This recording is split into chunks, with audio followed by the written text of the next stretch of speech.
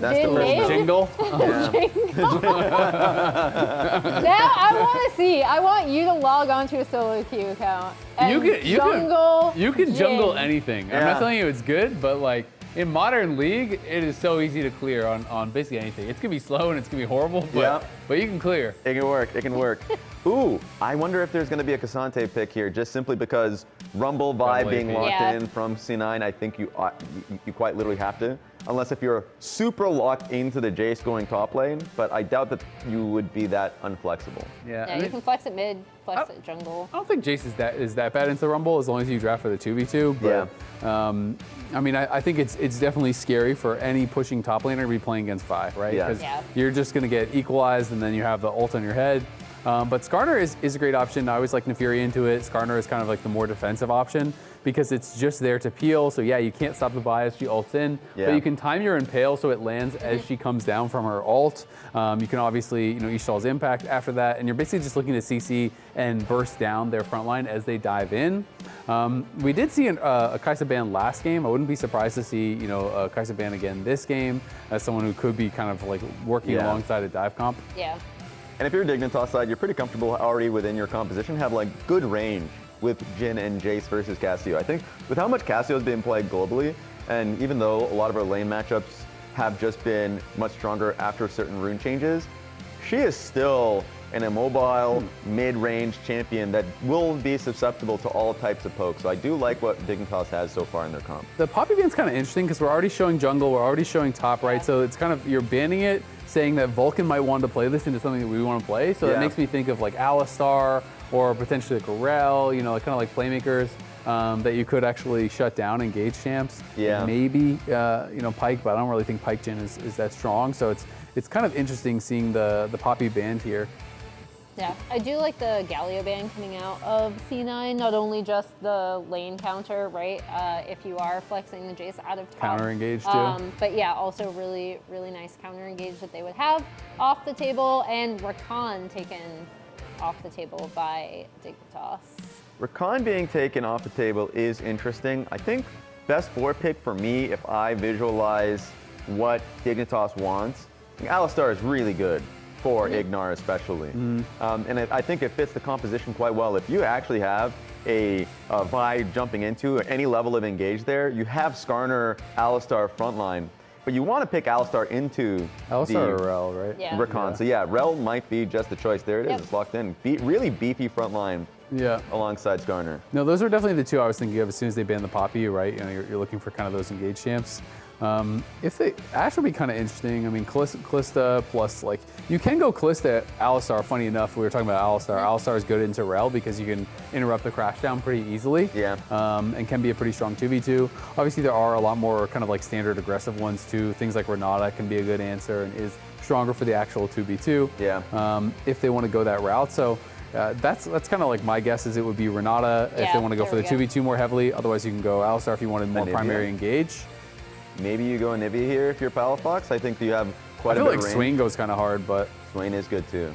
Swain is very good too. I'd love the Swain. I feel like Swain is actually really good here. Kalista, especially. Lock in the Anivia, baby. Yeah. I think you have such a good range composition. They cannot walk into you. I really do not like C9's low range composition. But yeah, well, I mean, I think game 1 vibes a little bit where Dig can kind of just CC anyone. Yeah. There's also just so much setup for this Jhin to kind of just sit back and free fire, right? The only question is, I think Dignitas being generally a team that struggles throughout the entire split at being able to connect as a team. You have Jayce, you have an Anivia. Like, those are champions that need team connection with IgNar and eXyu. So, like, sure, they may be great with items grouped up in a 5v5 fight with C9, but the pathway to get there is going to be difficult with a Rumble and Vi if you are uncoordinated as Dignitas. You also have to be so careful around especially early skirmishes, right? Because all of C9 coming to like first, second, like even third Drake are going to potentially have better itemization. And they just are going to spike earlier. So if they are first to an objective, there is a world where they just set it up so it's really, really difficult to contest. And I wouldn't want to see Dig dragged into these fights earlier that they're not ready to take. Yeah, it is interesting. I mean, I feel like C9 2v2 is really heavily winning as well. Yeah. You know, unless they're way too far forward and getting CC'd. But it's like Handshake is incredible against Skarner, is incredible against Rell. I feel like they have a lot of good tools in that 2v2. But I'm giving it to I Dig. still like Dig. I still like Dig's comp. Yeah. Casters, what do you think? Dig Summer. Thank you very much, Lounge. And now we do have to see, is it truly Dig Summer? So far, this series feels so reminiscent of Week 1. The troubles in Game 1 that ultimately result in Dignitas victory, only to be followed up by a pretty unimpressive defeat right after, where the enemy team bounces back. And now C9 really wants to make sure that this 9-year streak of not losing a series to Dig is not broken today.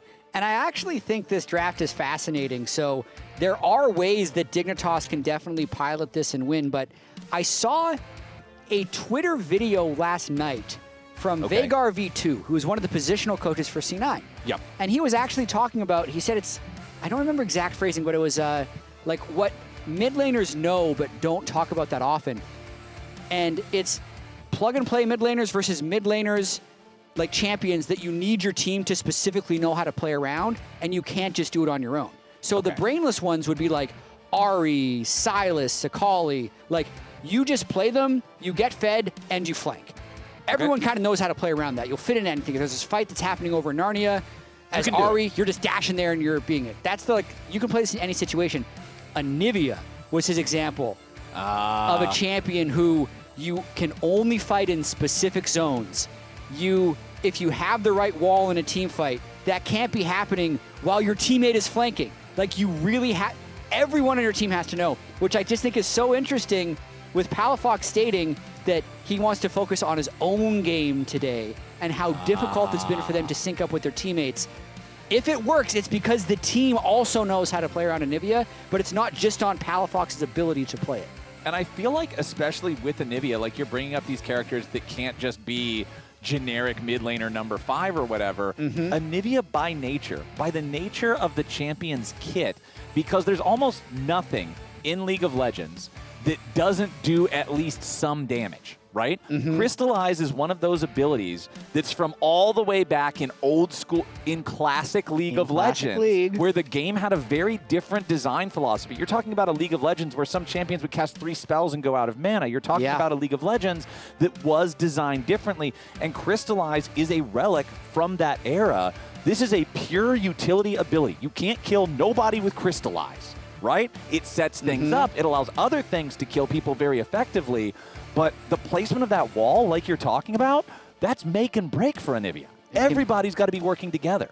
Can be completely game-changing. And then also pretty bold of C9 here to go with the Kalista Renata. So Tactical is a very confident Kalista player, but I'd say a lot of AD carries are very confident Kalista players, and there's a reason we don't see that much Kalista. Yup. Because it's a rather short-range champ. You can get hit with 1 CC and just get turbo stomped, and you don't scale exceptionally well.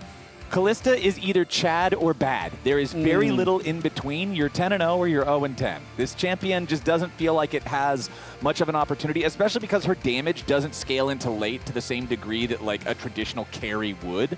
Yeah. Generally, it feels like you're going to dominate or you're going to get rolled over. I do want to say that in game number 1, I think one of the things that impressed me was the way that Denathor was able to use eXyu's cataclysms to find slams for his Mega Nars in the created terrain. And now in game number 2, I'm going to need to see, or game number 3, excuse me, I'm going to need to see the same type of teamwork from eXyu and Palafox. You're talking about Anivia needing proper setup and everybody needing to play around the Anivia. A big part of that setup is, okay, I know that the wall is going to be here. eXyu knows that the wall is going to be here. You get the Skarner slam with the Ishtal's impact into the Anivia wall, and that's how you make plays. And that's the hope. Yeah. And there's not really a tank on C9 this game either. If you remember how game 1 fell apart, it's because they didn't have that clear person who could go in, whereas in game 2, a lot of them could go in, right? Ambessa, Trundle, Silas, or the Nautilus. And so for Skarner, I feel like a lot of that for Dignitas is going to be, you need to catch them off guard. You need to have Skarner tunnel through a wall that otherwise he wouldn't have a good place to slam someone into for the stun. And then as soon as Anivia sees Skarner get that grab, you throw a wall right in front of him, boom, he body slams the guy into it, you've got the stun, you've got the follow-up. Completely agree. I kind of feel like C9 needs to snowball pretty early in this game. Otherwise, there's just a lot of control that comes out from Dignitas. But this is also assuming that Dignitas has that control and discipline to play around the long-range Jhin poke, the long-range Jayce poke, and the snap engage eventually at the right time from IgNar. And I feel like that discipline subject is something we talk about a lot with our lower-ranked teams usually because they don't have that experience in the high-pressure situations as much. But for Cloud9, I feel like compared to in the past where we would be talking about top-of-the-table teams as being significantly better with it, I feel like in recent history, in week number 1, in game number 1 today, and then in playoffs of Spring Split, Cloud9 has demonstrated a distinct lack of discipline. And so for C9, despite being one of the teams that is in that top half of the standings, according to pretty much everyone's power rankings, I also want to see them continue to refine that. I think that they've still got a lot of work to do too. The only patient thing that Cloud9's kind of done all series was the very last fight of the last game. And we praised it. And it was great. Yep. Good patience. Love that. But now, you kind of can't play with a huge amount of patience here with the Rumble Cassio, all squishy, all pretty aggressive laners, especially trying to play through this Kalista Renata, and then Vi just kind of having to go in on her own to make something happen. Yeah, Kalista is not a patient champion. Kalista doesn't flip on cruise control. Kalista just tries to outrun the cop on the highway. This champion has got to make sure that you're applying pressure. This was the first pick that Tactical played in the LCS, though. In the spring split with Team Liquid, his debut with Core JJ, he popped off on Kalista, eventually giving Team Liquid the confidence that they could run him back in summer after Doublelift moved back to TSM. So it's always been a comfort for Tactical. And I like the fact that you bring up confidence and you bring up Doublelift, because when it comes to Tactical, I feel like a lot of people will think immediately of that Doublelift LCS tier list from a few years back, where he has Tactical in both S tier and Z tier. Yep. And the S tier Tactical is Tactical when he's confident. He can outplay anybody in the league. He can hard carry the game. The D tier was Tactical when he's not feeling that confident, will end up making blunders that can lose you the game. And on a champ like Kalista that we've already been talking about how quickly this can go good or equally bad, let's hope it's S tier Tactical. C9's hoping it's S tier Tactical. Tactical's hoping it's S tier Tactical. Remember, Loki and Tactical, the additions to the C9 roster after their disappointing finish to a roster that never lost in the regular season. C9 lost in week 1 to Team Liquid, currently 1-1 against Dignitas. But as you can see with this 3-lane cam, very aggressive laning bot lane. The Cassio early game against Anivia will get push, and then it's pretty hard to get push this early as Rumble into Jayce. Yeah, Dig doing a good job there, at least getting a little bit of damage back onto IgNar's, or onto Vulcan's Renata, excuse me. Vulcan very wisely did not choose to use any abilities or auto attacks while he was initially stunned underneath that turret. The Deadly Flourish would have surely guaranteed his demise within that range. But yeah, IgNar and FBI just got to play to clear out the waves here as IgNar flashes away to avoid what would have been a lethal rend. Heal and flash for nothing, so C9 already putting a lot of pressure down in the bot lane, and Blaber just going to take bot crab off this pressure. Might consider a dive. This is a barriered Jhin. This is trying to leave. FBI all on his lonesome. Vulcan's got Blaber right behind him here. The Vault Breaker's already found the target. And FBI, he's not going to spend either one of the summoner spells. He knows he's dead in that situation. Yeah. Honestly, great job from C9 using that early control over the bottom lane. Thanatos with a flash away from the eStall's impact up here on the top side. Avoids any further pressure from Dig, but they'll get that summoner spell at least. Cloud9 up to an early lead.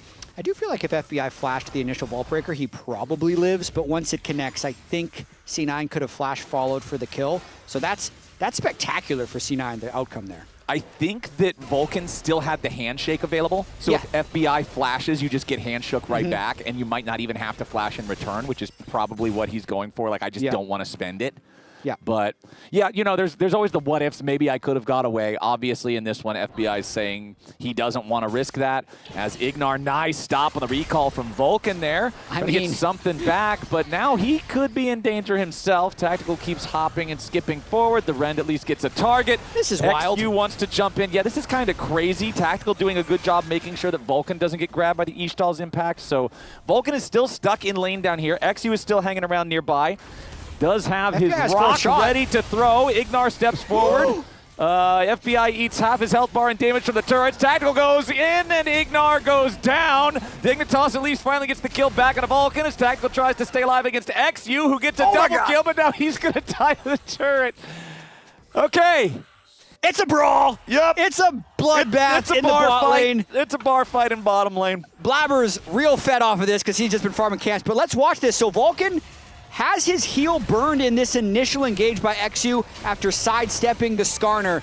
And then, crucially, he still has Guardian here. So when they go for this fourth shot, it doesn't actually kill him. He's in range of the Guardian, you can see right there, gets the Guardian shield, is able to actually live this out. Then Tactical, it's just crazy. Why is it? Vulcan's still up there, probably trying to avoid the Jhin damage, but if he stays under the turret, he doesn't get killed by the flash Skarner, and they can walk that one out. A few mistakes and a few outplays on both sides. Yeah, that was quite a crazy one. The biggest winner here is Tactical, who is up 700 gold over FBI now, as C9 will also take this chance. They are going for another early first Drake, just 5.5 minutes on the clock, and C9 will secure this one. Easy breezy. That's going to upgrade Blaber's smite there as well. Not super valuable with tenacity and healing shielding power 5.5 minutes into the game, but again, you're stacking the soul pressure. Last game was something that worked heavily in C9's favor, and they're off to a good start with it yet again. Yeah, pretty great start from the bot lane. And I'm really thinking Blaber's put up in a good situation to impact the other lanes. Like a Fed Vi flying side lanes into Jayce makes it really difficult for Jayce to play side lanes, and then can maybe snowball the map, which is what I think C9 has to do. They have to snowball this game to win. And eXyu looking at topside here yet again. Will find a control ward, seeing him with that attempt. Thanatos' flash is still about 1/3 of the cooldown remaining before that's ready to go. So they want to try to punish that summoner spell that eXyu got last time, but Thanatos will not give them the opportunity. And once more, every time we pan down to bottom lane, it's Tactical and Vulcan with total control over this 2 versus 2 head-to-head, as IgNar and FBI going to go back up. See Blaber stealing away the blue buff from eXyu's side of the map. eXyu is doing the same thing on top side. Map, going for a return gank here. Yeah, no flash. Remember, Thanatos still without that summoner spell. He knows there's no way out of this one. eXyu just playing the patient game, and they even give the kill over to Denathor. Nice work from Dig. Gonna want to get Denathor fed here. You're not running around bot side, and being able to have a map split there, taking blue for blue, but then being able to get the successful gank is definitely advantage Dignitas here. Yep, and another advantage here for Dig, when you're playing something like Skarner, just a big spongy ball of health, the Protoplasm Harness is so strong as a first purchase. This thing is cheap as dirt. The active on it is so powerful when it procs to just give you healing that will get you through a lot of situations where you'd otherwise be dead to rights. Okay. If I can be at my blue, okay? I don't have one bot. I need to get 6 here, and then I'm going to base and come bot. Yeah, he's on blue, he's on blue. Okay, we can actually look top one more time then. Yeah, the ball looks like they're basing. You cancel or you die? I'm not 6 yet. I think better not to, no? Can you look here? He has no flash. Okay. I cancel. I'll get 6 off 1 minion if you kill one. Guys, Renata based, okay? Yeah, we're killing top. Top is dead. He's far away yet. I'm basing here. You got it? I'll hit him one more time. Nice. I like the calls from eXyu there, recognizing he's probably at my blue. Then as soon as you hear bottom lane confirm he's at the blue, they make the play on the other side of the map in response. Vulcan tries to get away from the crash down. Tactical, however, does still have to pull him to safety. Dignitas, with the pressure on the C9 duo, taking away one of the tools the Tactical and Vulcan could use to go aggressive. And Blaber has a level advantage, but technically, Tactical's down the ultimate, and eXyu didn't spend anything, so we might see a scuffle here for these last 2 grubs. Okay, grubs, C9 picking up 1, Dig picking up 1, Blaber versus eXyu here with the pit. Nice, using the ulti coming in from Renata. eXyu stays alive with the impale, but only for a moment. Cloud9 taking the kill on the enemy jungler. And that means they will earn themselves control over the last grub here as well, going up 2-1 in that count as Loki slithers after Palafox. He's already forced a flash away from the Anivia, and the Twin Fangs just pour damage onto the health bar. That is a very poor fight for Dignitas and their overall state of the game. eXyu gets caught out, and then if we're talking about fights that Anivia can and can't take, that's not a zone Anivia wants to fight in. After the jungler's dead, in the river, completely alone, unable to section off the fight, Palafox has to burn his flash. But just watching the start of this one more time, like Tactical and Vulcan can just push FBI out of the fight entirely. That's a 2v4, actually, if you don't account for the curtain call, which is all hitting into Vulcan. Easy kill onto eXyu. And then pretty easy for Loki to then run down Palafox afterwards as well. So big advantage there gained by C9. Yep, C9 loving that one. Little over a minute on the clock until we get to Dragon number 2. As eXyu's down here in the bottom side, walks right past the control ward, but IgNar also on the potential wraparound play. Tactical has both summoner spells available, ready to go here, does get stunned up. Vulcan doing a good job trying to block that deadly flourish. Tactical stays alive thanks to the bailout, and FBI, the gun spinning, but C9's winning. Beautiful timing there from Vulcan to keep his AD carry alive, bring him back from the grave. Nicely done. C9's up 2,500. That's the combo. That's why you play Kalista Renata. You pop the bailout onto Tactical. The Rend Spears get to stay there, and then he can save his own life by taking theirs. So watching this, you know C9's trying to play for the outplay. Tactical doesn't step back into IgNar, buys a lot of time, tanks the W. Vulcan blocks Tactical, which buys time, and then really good timing on the bailout. Easy execute for Tactical, and then just the spacing at the very end here. Cheeky little Q at the end as well to get the next kill. Great positioning there from Tactical. Nice, guys. Good shit. I want You to wanna go mid? Yeah, I'll Yeah. go mid. Good. Flash. Great foresight from Vulcan, knowing how long he needed to hold it, timing it exactly where it needed to be with that bailout. Honestly, very well played from the bottom lane duo of Cloud9. Happy to see it.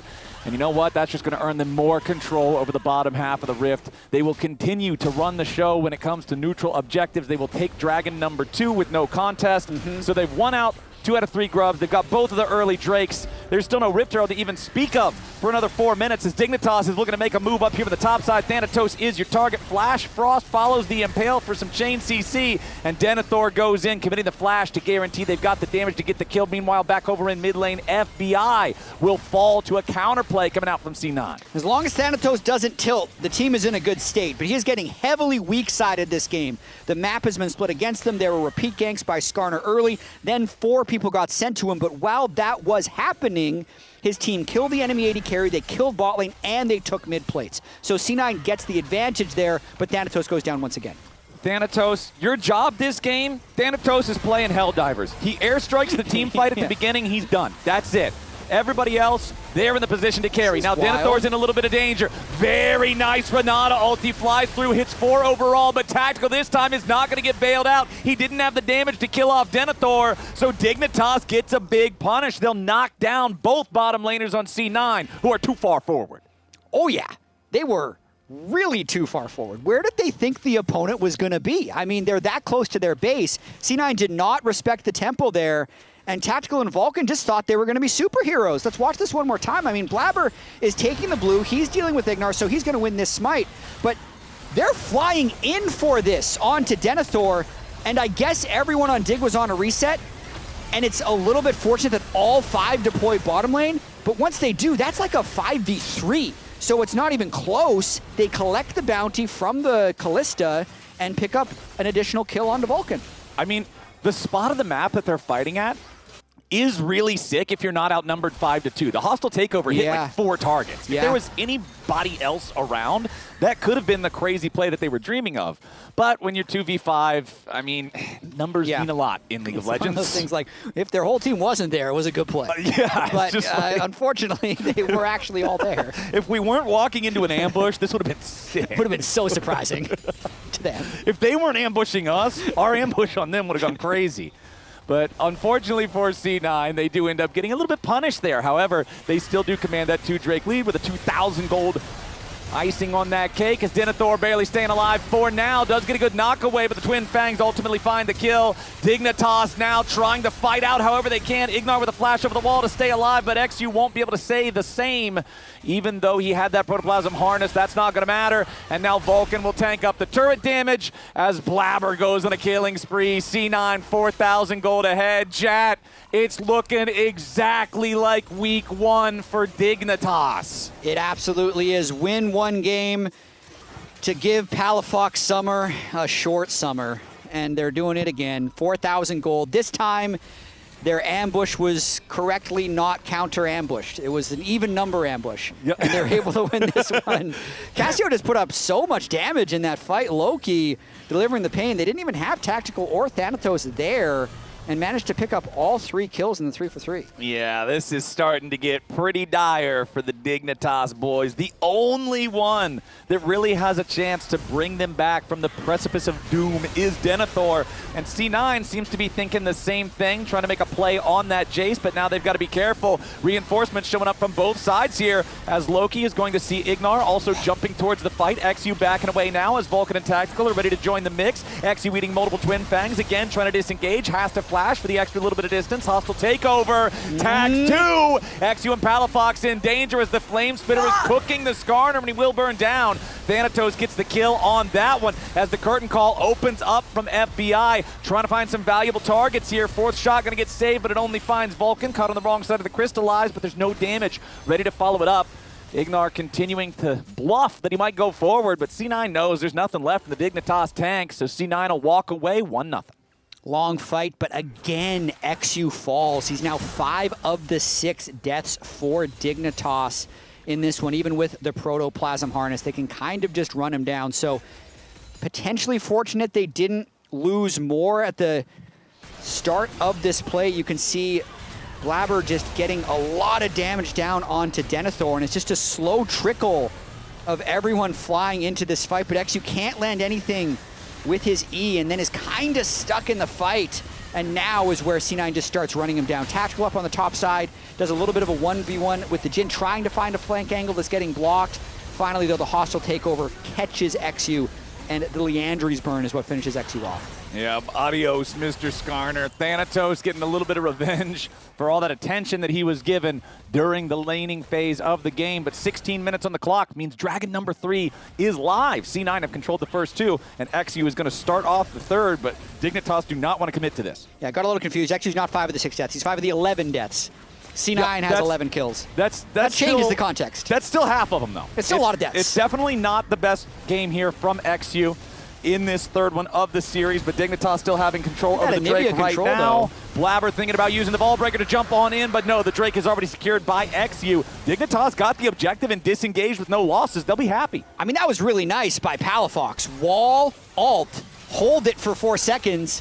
Drake's gone, run away. They're going to lose a few plates mid, but from a 4,000 gold deficit to not let C9 in, big win. Yeah, I think that's honestly huge, and that's kind of what you were talking about earlier. The team has to know how to play around the Anivia. If Palafox says we're drawing the line here, this is, if they come up, don't engage them, we're just keeping them away, that's good. Yeah, the bad example is he throws that up and then IgNar's like, I see an angle. I will go over the wall. Flies in from the side. Didn't happen there, all good. Red Rover, we tear IgNar over. Luckily, he didn't feel the call of the void on that one. So Dignitas will, they'll stop the potential soul threat here, but they do have bigger problems on their plate right now. A 5,000 gold lead.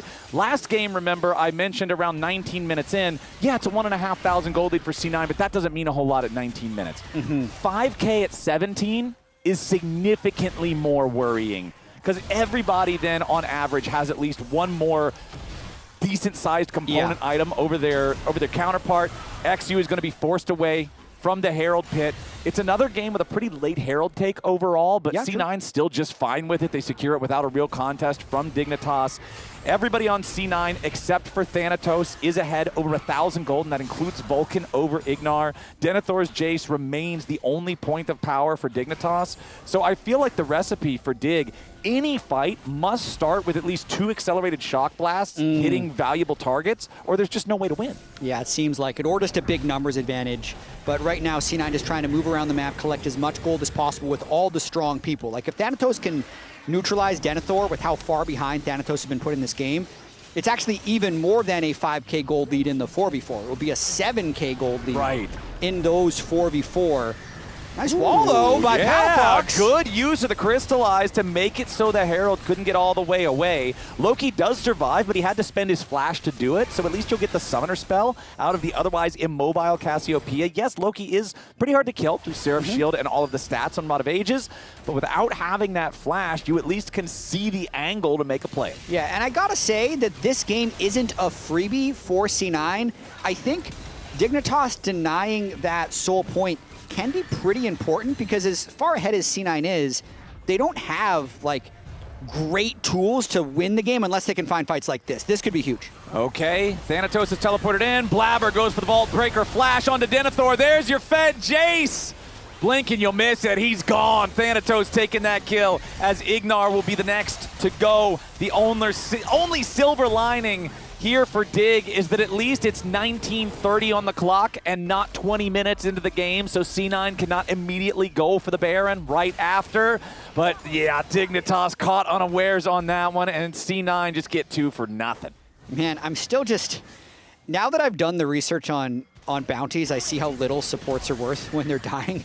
But watching this play happen one more time, the Anivia shows at the top side, teleport flank in from the Rumble as Blaber arrives. Really nice of them to give something back to Thanatos, as Thanatos is actually dead now. Yeah, Dignitas just gave something back to Thanatos as Loki gets caught by the Impale, but there's no follow-up damage here from Palafox. His egg gets scrambled as Blaber's looking to burst him down. eXyu with the slam into the wall, and the damage from FBI from downtown shut down.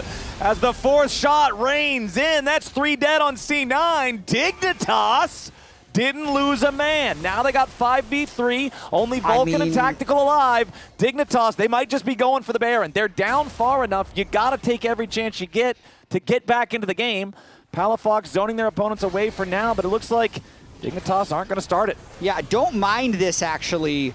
Baron hits really hard, is worth less than ever, and maybe just take the tempo, get your items, and live to fight another day, because Soul Point is again up in 40 seconds, and the team fight can actually be close now. The gold is closed to 3,000 after they collected all those juicy kills and bounties from Blaber and Loki.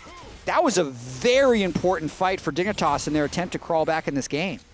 Okay, Dig brought it back down to 3K. It was 6,000. Yeah. After the initial play from C9 in the top side where they got those 2 unanswered kills, it did hit 6.0 on the gold difference at the top of your screen there. So Dignitas cutting that down to half. Far more manageable situation. C9 starting up the Baron, though. Knowing that this wouldn't be Soul if they get it, they're saying, all right, Dig, if you want to take Drake too, fine, screw it, we'll take Baron. Kind of risky here. I mean, if Dignitas push them off, that then gives Dignitas inside track on the next Drake, and they just kind of walk there, and C9 has to stop. Now Dignitas has mid-prio. Let's see how well they can control these zones with Palafox's Anivia. If he can just stop them from walking in or get a pick. Oh, he gets hit! Yeah, that's a lot of damage on Palafox, and he's already dead. Now eXyu's about to follow. Dignitas, right when it looked like they were in a decent spot, it all goes to hell, and the fire is hot. Dignitas lose 4. Remember when I said a lot of times the mid laner can know how to play Anivia, but the team needs to play around it? This is one of those cases where you got to play the Anivia better. Yep. He steps straight up. He's so tunneled on the pick to get Vulcan. Vulcan then, former Spring Split, actually Spring Split MVP right here, does land the pick onto Palafox, but Palafox is way in front. You don't need to do this. They can just play in the river, prevent them from walking in. He doesn't have egg either. They get one shot. Then Tactical can just take over the fight on the back end. Blaber can full send it with Loki. They have so much damage once the person who's going to stop them from diving is dead. So now it's back. It's back to 7. Yeah, this is the slingshot giveth.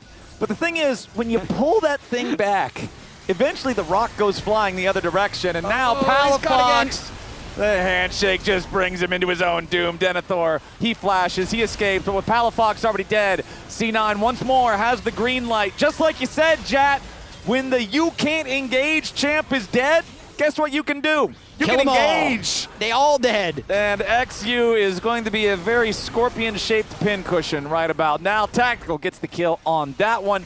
So C9 still with Baron, pushing up even further. Yeah, Vulcan's low. He will not die to that shock blast as Blaber goes all the way in with a cease and desist. Denathor dies, FBI follows, Petrifying Gaze isn't even needed. Now, yeah, you're going to have Palafox alive here in 10 seconds. You're going to have IgNar right beside him, but neither one of them will be able to punish Loki, who with his accelerated empowered recall just goes ahead, heads on back to base. Tactical's going to take the bottom lane tier 2 turret. It's a 10,000 gold lead for C9. He's snowballed. He's got the full build, Kalista right there, Static Shiv, Ginsu's, and then the tankiness, Jack Show. So he is flying through these team fights.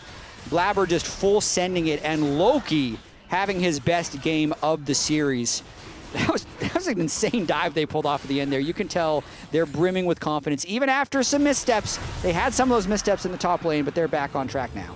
It's looking like the 9-year streak will continue here for C9. Perhaps. Perhaps. You know, Soul Point with an 11,000 gold lead. One could fathom the outcome that C9 walks away victorious here. Dignitas quickly running out of options, and unfortunately, that one yellow bar on the scoreboard, that one advantage that Denathor had has now been erased. Even Thanatos ahead of his counterpart, as eXyu has to continue his retreat here. Yeah, he's got Kanik Rooker and he's got Protoplasm Harness, but he doesn't have much of a chance if C9 Focus fires him as they continue their push forward. QSS purchased for Tactical on the Kalista alongside that Jack show you already mentioned. Just makes him so damn hard to kill.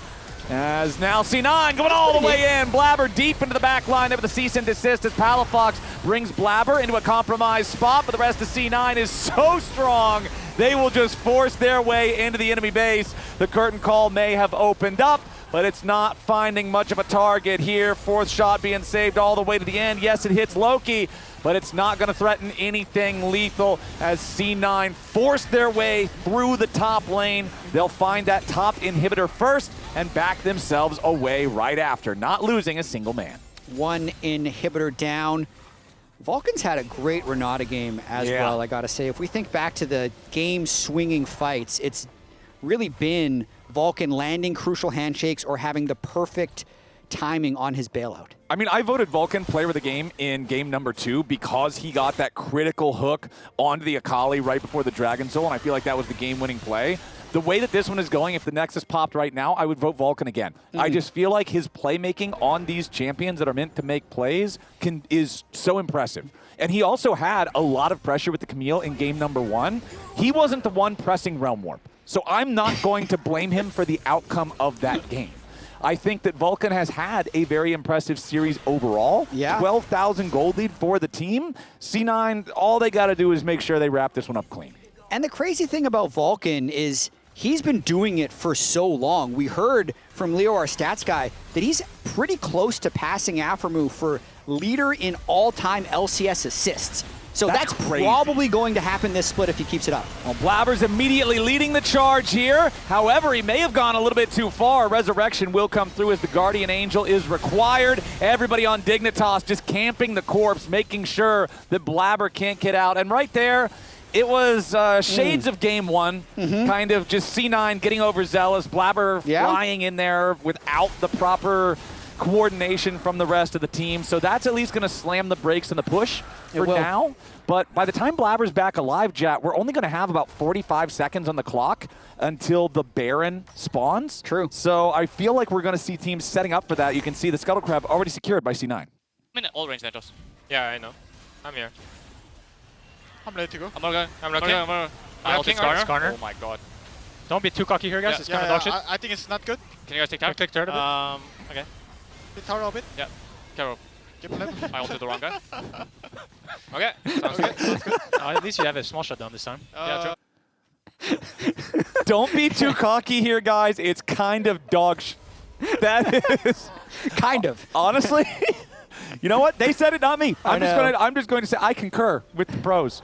I do realize the more we hear from Vulcan, he's like the #1, like really passive-aggressive flame. Like, well, at least it's a small bounty this time. Because last time it was a big bounty. You didn't give him 1,000 gold. And remember the 9-year streak of Dignitas not beating C9 in a best of 3. This is why you have to say perhaps it will not continue. Because of things like that from Blaber. Come on, man. Okay, we've shrank the gold lead from 12K down to 11. It's the basketball poster. He hits a sick 3 to shrink the lead down to 45 or whatever that was. All right, let's see. C9, they're on the Baron. Got it down to about half. Remember, they got Kalista. There's no world where eXyu should be able to steal this away as long as Tactical and Blaber are coordinated. Curtain call opens up. FBI shooting a couple shots over the wall. Baron secured by Tactical and C9. eXyu is stuck in the pit for now. We'll take a little bit of damage, but Blaber being low with no Guardian Angel, he doesn't want to overcommit onto just a Skarner. The Dragon is going to spawn here in about 10 seconds. That is Mountain Soul. Meanwhile, the Wrecking Crew is doing some home renovations up in the top lane, and Dignitas didn't sign off on it. Those turrets are under a lot of pressure here at the Nexus, and as FBI takes the recall, that means Dignitas are not interested in contesting the Mountain Soul, so that goes over to C9 for free. He just can't make it. Denathor landed some good poke, but everyone on Dignitas had to reset, so C9 gets to get everything. Baron plus Soul plus a death cap onto Loki. Is this sneakily a tank Kalista, man? 159 armor, 136 MR with the QSS and the Jack Show. It's going to be increasing throughout the team fight. Thanks to the Jack Show passive. Jack Show is kind of like one of those staple, like, you know, you always go like Gensu's static on Kalista early. You get your 2 like damage items. But then I feel like Jack Show third I actually see so commonly, and it makes this character so obnoxious because she's already so mobile, you can get so much damage. And I think it's also why you have to play so aggressively early, because if you're behind and you're building a tank item to try to do it, it just doesn't feel that great. But from ahead, this can make tactical very difficult to deal with. C9, they've already got that inhibitor down there in the top side. It's going to respawn in about 10 seconds. But the problem for DIG is as soon as the top lane inhibitor respawns, the mid lane inhibitor is going to die, and then C9 might just walk it up to top side. The Dignitas defense needs to hold strong here. A little bit of damage into Vulcan, takes him down to about half HP. Thanatos pressuring the bottom lane here, and as Thanatos' pressure approaches the inhibitor turret, that means that Dignitas can't respond in mid. That inhibitor falls, and C9 looks towards the newly respawned top inhib. Probably going to be a double inhib here, but you can still see, even with a 12,000 gold lead, it's kind of difficult to push into an Anivia, even if the Anivia isn't that far ahead herself. Getting some decent poke down, but they're going to be getting this inhibitor. We'll see how aggressive they get. Inhib already gone. Blaber under a little bit of pressure here. First 2 shots already missed. Equalizer dropped on FBI's head, means the curtain call is canceled, and the handshake drags IgNar back out of the air mid-crash down. Dignitas having to heal up. Everybody chunked a little bit low as the minion waves from C9 barreling in through both top and the mid lane. Bottom lane also stacking up as C9 will have the resources to take out the last remaining inhibitor turret if that's what they want to do, but the Nexus turrets are already even lower. Tactical going to be focused here early on, but he hops right back over the crystallized wall. First Nexus turret already dead. Second one barely hanging on.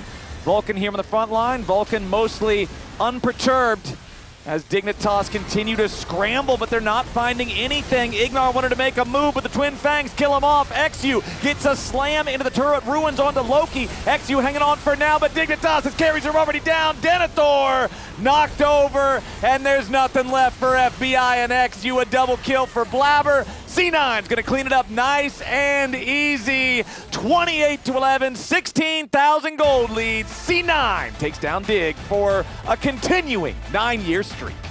C9 owns DIG, and this was a bloody one. C9 needed to snowball this, and I think they did. We got to see tactical Kalista make its return here to the LCS, and Dignitas pick up their first series win of the summer. C9 feeling good about this one, except for the first game. You're definitely going to want a lot of that back. You still have some of those funny moments like the Blaber Vi dive here in this one. And what it ultimately comes down to, I think, if you're C9, obviously you're happy to get the win. But when you're going up against the other top teams in the league, like Lion or like FlyQuest, those are the types of mistakes that got to be fixed. But for now, with the C9 2-1, we're tossing back to the lounge. Woo! That was a mega banger. I was hoping that there would be something in the air that would have a different outcome. That did not happen. It's a C9 Game 3 win, simply like almost as similar as the first split. Yeah, I feel like you could see some dicey moments, especially with the compositionally what DIG had pulled out. There's a world where they didn't take so many early fights and could have come back. But as it stands right now, C9 with the first win on the board. Well